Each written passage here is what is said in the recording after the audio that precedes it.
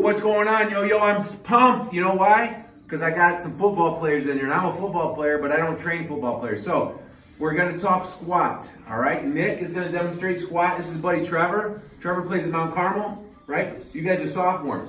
How tall are you guys? 6'3". 6'3", what do you weigh? 200 pounds. 6'3", 200-pound sophomores. I was 5'2", 110 my freshman year. Times have changed. But anyway, we're going to do a squat, all right? So let's get him in here and let's get started. We're going to do 12 reps. This is a working set for him. So a couple tips on how you can optimize squats safely to build up the power that you need, but don't have injuries down the road, all right? All right, so we're going to get Nick in there. We call this a low bar squat. He just takes the bar maybe a half inch lower than what he typically would. That's good. Nice tight grip. Come off nice and slow with that stance. Good. Back slow. Stop right there. All right, get that stance.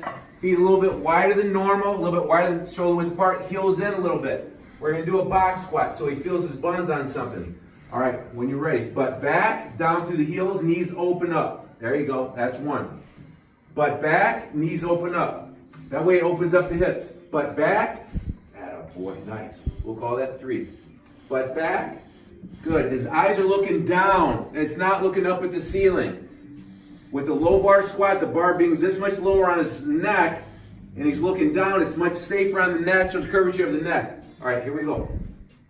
Nice. You're doing great. Butt back. You open the knees up. You're doing great. Butt back. Nice. That way he's going down through the heels is the weight distribution. The knees are staying right over the tongues of the shoes. Let's go 5 more. That's 1. Good. That's 2.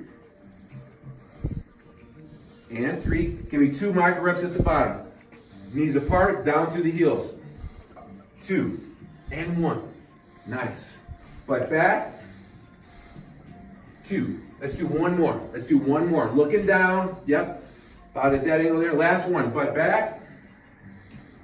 2. And up slow. Good. Let's walk forward. And let's rack it. And you're on.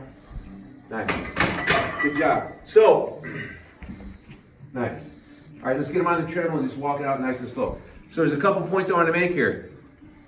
I was a football player back in high school, 83. I graduated 83 through 88. I'm in college powerlifting for football at Olivet Nazarene University, where the Bears hold their training camp at. I was turned middle linebacker, so the coaches wanted me to get stronger for obvious reasons.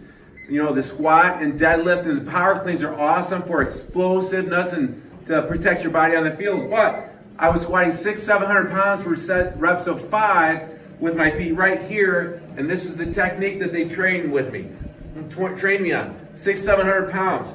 All right, I had a full hip replacement surgery in February. That was the main reason why. You just get bound up. It's just this heels in, toes out, a little bit wider stance, butt back, knees apart. It opens up the hips. This is much more comfortable. The hips relax and open up, and they're not pinched up.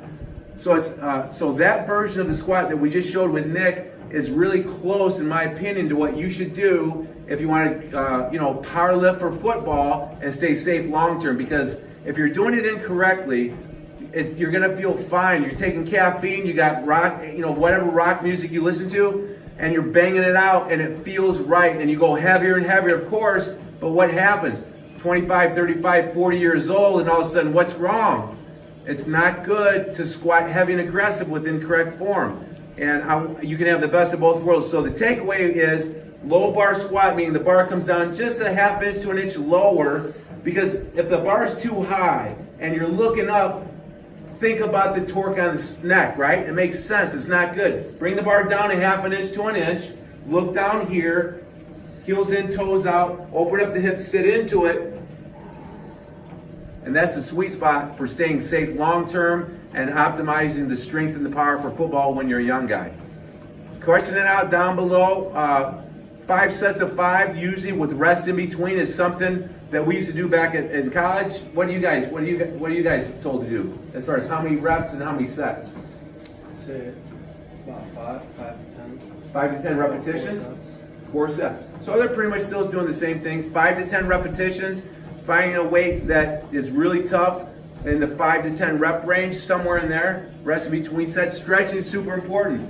Loosen up, relax into the stretch for the hamstrings. 3, 2, 1. Come out of it, stretch those quads out a little bit, and then get those butt cheeks fired up. Something like this. All right, anything else you guys can add? No? Well, take it from him. His technique was a little different when he came in. He did that technique for the first time. Can you give me any feedback? It felt awkward what I showed you because it was the first time, but can you feel a difference? Yeah, I feel like it's working everything a lot more. Good, good. You can feel it in the right areas. So that's the key. You'll feel it in the right areas, your glutes, your quads, and the hamstrings, and not in the bad places, the joints and hips. And he only did his first set, and it had to be awkward because it was the first time I showed him. So